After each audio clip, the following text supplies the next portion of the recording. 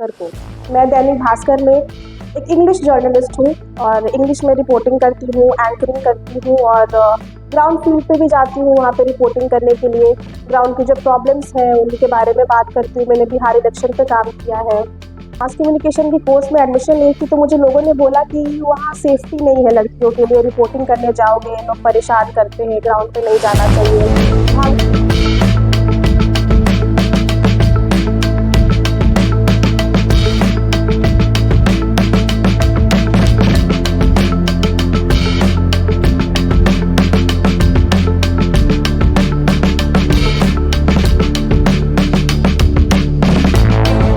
हाँ, मेरा नाम गीतांजलि है और मैं बीडी पब्लिक स्कूल की एक स्टूडेंट रही हूँ। 2018 में यहाँ से पास आउट हुई हूँ और आज मैं यहाँ एक प्राउड एलुमनाई के तौर पे खड़ी हूँ। मैं आज अपने स्कूल में वापस आई हूँ। मुझे यहाँ के टीचर्स ने, प्रिंसिपल ने, मेरे जो बहुत ही फेवरेट एक सपोर्टिंग टीचर हैं राम सर ने, उन्होंने मुझे यहाँ इनवाइट किया है।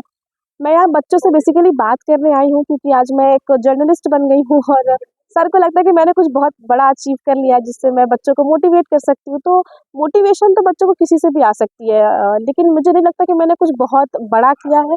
पर हाँ, मैंने जो सोचा था मैंने वो किया है, इसलिए मैं बच्चों से ज़रूर बात करूँगी। अगर मैं उनके सवालों का, उनके कोई भी कन्फ्यूजन जो मन में बच्चों के इस एज में होता है, अगर उसका जवाब दे पाऊँगी तो मेरे लिए बहुत बड़ी बात होगी। आज यहाँ पे इस तौर पे खड़े हो पाना कि मैं कुछ बन गई हूँ और मैं किसी को हेल्प कर सकती हूँ, मतलब बहुत बड़ी बात है। और मेरे टीचर्स ने मुझे इतना बड़ा मौका दिया कि मैं वापस स्कूल में आऊँ, स्कूल में खड़ी हूँ।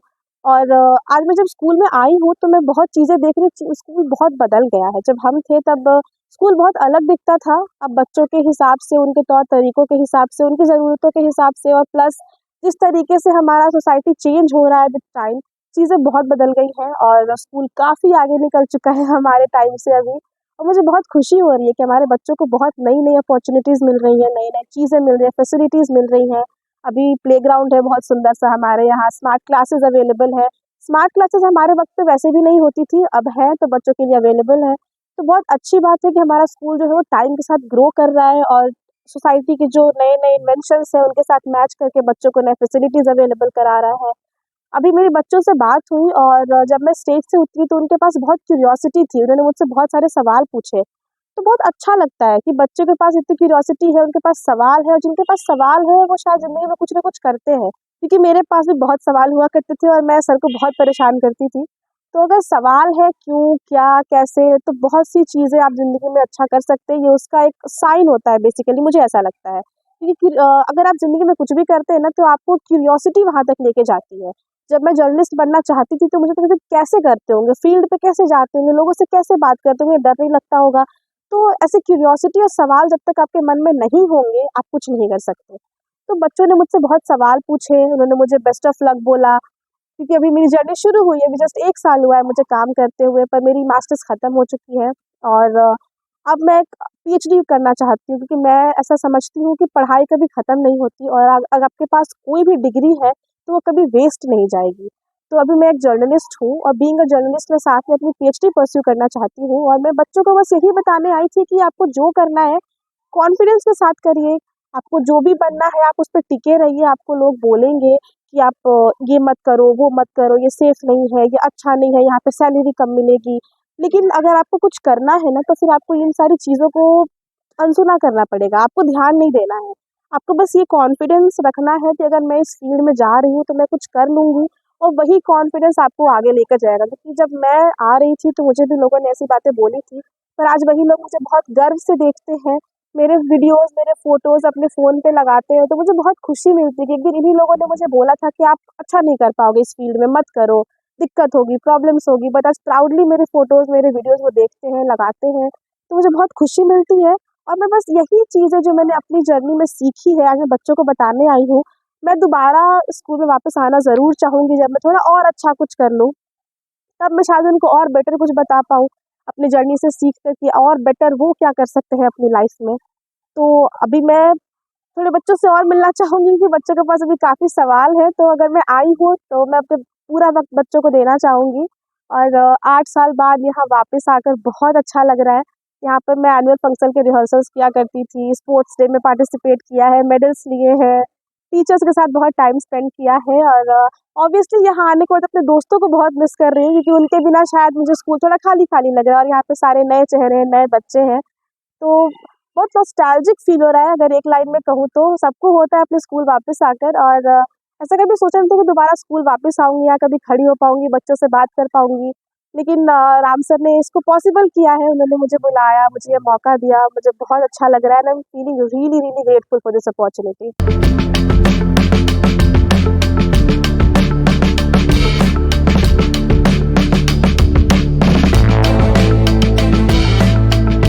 मैं आप लोगों की जैसी थी और यहाँ खड़ी थी तब मैं भी बिल्कुल ऐसे ही कन्फ्यूज़ होती थी कि करना क्या है? क्योंकि घर वाले ना अलग-अलग चीज़ें बोलते थे, कोई बोलता था डॉक्टर बनना है, कोई बोलता था इंजीनियर बनना है और मैं भी बिल्कुल ऐसे कन्फ्यूज़ थी कि मुझे बनना क्या है। एक दिन मेरे घर में न्यूज़ बहुत चलती है, मेरे दादाजी न्यूज़ बहुत देखते हैं और मैंने श्वेता सिंह को आज तक पे ऐसे न्यूज़ पढ़ते देखा था और मुझे लगा था कि ये जो कर रही है मुझे वही करना है।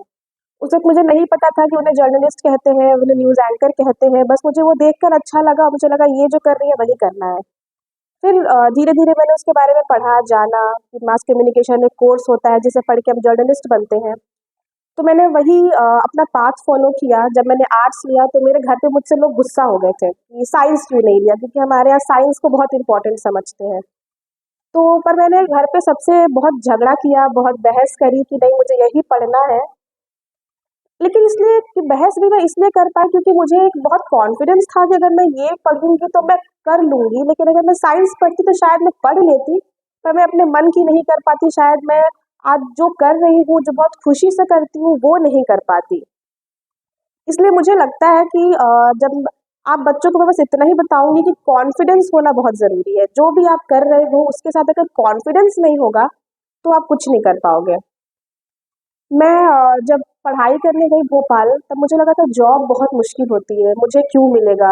मैं तो बहुत स्ट्रगल करना पड़ेगा, बहुत भागना पड़ेगा, बहुत दौड़ना पड़ेगा। पर पता नहीं लक है या जो भी आप कहिए, मैंने पहला इंटरव्यू दिया दैनिक भास्कर को। मैं दैनिक भास्कर में एक इंग्लिश जर्नलिस्ट हूँ और इंग्लिश में रिपोर्टिंग करती हूँ, एंकरिंग करती हूँ और ग्राउंड फील्ड पे भी जाती हूँ वहाँ पे रिपोर्टिंग करने के लिए। ग्राउंड की जो प्रॉब्लम्स हैं, उनके बारे में बात करती हूँ। मैंने बिहार इलेक्शन पे काम किया है। मुझे वो सब करके बहुत खुशी मिलती है। जब मैं ग्राउंड पे जाती हूँ, जब मैं लोगों से बात करती हूँ, तो मुझे बहुत अच्छा लगता है। न्यूज़ रूम में बैठकर, स्टूडियो में बैठकर एंकर करना बहुत आसान है। वहाँ पे हमारे टेलीप्रॉम्प्टर पे एक स्क्रिप्ट चल रही होती है और हमें बस पढ़ना होता है। लेकिन जब हम ग्राउंड पे जाते हैं ना, तो हमारे पास कोई स्क्रिप्ट नहीं होती है। हमारे पास सामने एक इंसान होता है, जो हमें क्या जवाब देगा हमें नहीं पता होता है और उसके जवाब से फिर हमें एक सवाल बनाना होता है, एक कन्वर्सेशन शुरू करनी होती है, जो काफ़ी मुश्किल होता है क्योंकि उनके जवाब कभी-कभी बहुत अजीब होते हैं। लेकिन वो करके बहुत अच्छा लगता है कि आज मैंने कुछ ऐसा प्रोडक्टिव किया है। मैंने कुछ सीखा, मैंने कुछ जाना, लोग इसके बारे में सुनेंगे, जानेंगे, बहुत अच्छा लगता है। और जब आप कुछ करेंगे ना, तो आपको लोग बोलेंगे कि इस फ़ील्ड में मत जाओ, यहाँ बहुत कॉम्पिटिशन है। जब मैं मास कम्युनिकेशन के कोर्स में एडमिशन ली थी, तो मुझे लोगों ने बोला कि वहाँ सेफ्टी नहीं है लड़कियों के लिए, रिपोर्टिंग करने जाओगे, लोग परेशान करते हैं, ग्राउंड पे नहीं जाना चाहिए, भागना-दौड़ना पड़ता है, लड़कियों के लिए सेफ नहीं है। ऐसी चीज़ें आपको सुनने के लिए मिलेंगी बट और वो भी कहते हैं कि अरे टीचर की जॉब कर लो, कहीं बैंक में जॉब कर लो, लड़की हो सेफ रहोगी, वहाँ कंपटीशन बहुत कम है, ऐसे कर लो। लेकिन कंपटीशन मुझे बस इतना लगता है कि कंपटीशन हर फील्ड में है। आप डॉक्टर बनने जाओ, आप इंजीनियर बनने जाओ, आप कहीं भी जाओ क्योंकि मेरे बहुत से दोस्त हैं जो बहुत अलग-अलग प्रोफ़ेशन्स में हैं और सब जगह इक्वल कॉम्पिटिशन है। लेकिन अगर आपको लगता है कि आपको इस फ़ील्ड में जाना है, आप कुछ कर सकते हैं, तो प्लीज़ पूरे कॉन्फिडेंस से वहाँ टिके रहिए, कोशिश करते रहिए, कॉन्फिडेंस आपका रहना चाहिए वहाँ पे, फिर आपको वो मिलेगा। थोड़ा वक़्त लग सकता है, थोड़ा टाइम लग सकता है पर मिलेगा।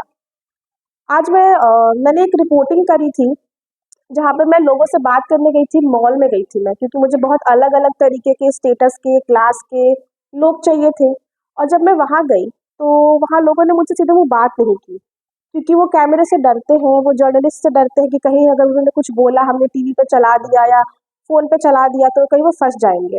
तो जब मैं जाती हूँ तो मुझे ऐसे लोग मिलते हैं जो मुझसे सीधे मुँह बात भी नहीं करते। आज मैं यहाँ एक बहुत रिस्पेक्टेड पोज़ीशन पे आके खड़ी हूँ कि मैं एक यहाँ की प्राउड एलुमनाई हूँ, जहाँ के टीचर्स मुझ पे बहुत प्राउड फ़ील कर रहे हैं, आप लोगों को मैं कुछ सिखाने आई हूँ। पर जब मैं अपने काम में जाती हूँ, तो कुछ लोग मुझसे सीधे मुँह बात भी नहीं करते। बहुत अजीब बात है, उन्हें डर लगता है मुझसे। वो कुछ बोल देंगे और मैं कुछ चला दूँगी टीवी पे तो उनकी बेइज़्ती हो जाएगी या कुछ भी उन्हें जो भी डर लगता हो। तो जब आप कोई भी काम करते हैं ना तो आपको ऐसे बहुत से प्रॉब्लम्स मिलते हैं। जबकि मैं पूरे कॉन्फिडेंस को कन्विंस करने की कोशिश करती हूँ कि नहीं सर, ऐसा कुछ नहीं होगा जैसा आप सोच रहे हैं, आप बस मेरे सवाल का जवाब दे दीजिए।